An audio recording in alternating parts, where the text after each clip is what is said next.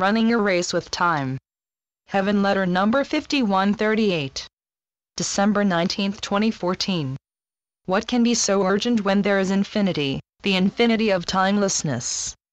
Inasmuch as time does not exist, why must my children be time's prisoner?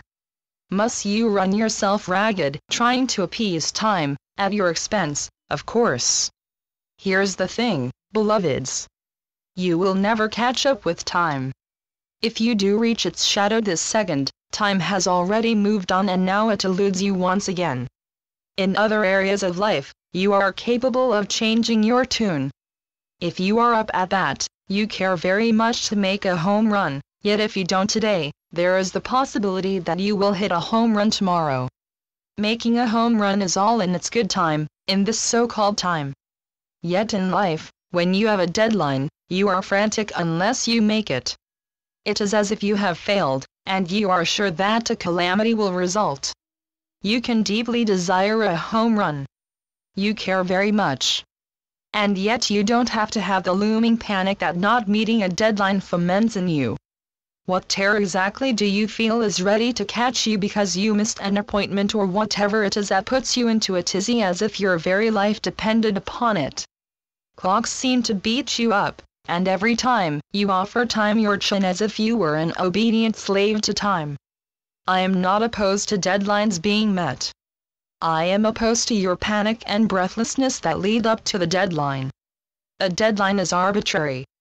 Every deadline is not like a ransom you must pay so that a beloved member of your family will not be killed, and, yet, beloveds, too often you may exert the equivalent energy. You fear. Save your energy for when you need it. To meet a monthly deadline or a once-a-year deadline is not a matter of life or death even in the world, yet somehow, somewhere in your heart and mind, it is a test for you, and you cannot fail. Why such fear, beloveds? What is at stake for you in this whole time thing? How is it that time bends you to its will as if your life depended on it, as if this were a dire emergency, as if a wolf were breathing down your neck? Surely, there is some way you can let go of the tension. Surely this, whatever it is, does not have to be the making or unmaking of you.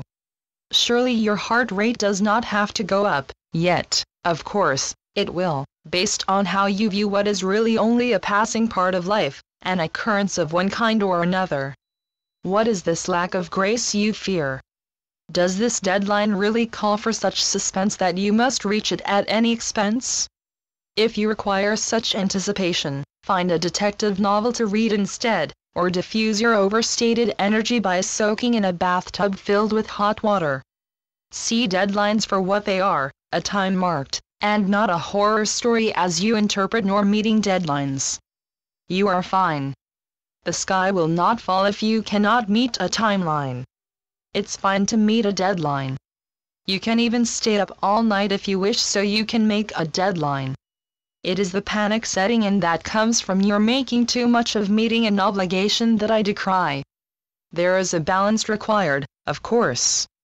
Be not too lackadaisical nor too tense. It's obvious, isn't it? What's the value of winning a race when you do? When you win the race, is the joy equivalent in depth to the fear of an unknown that made you overextend yourself? Keep up with matters in the world, and leave out the sirens and the intensity that do not serve you, beloveds. Channeled by Gloria Wendroff. heavenletters.org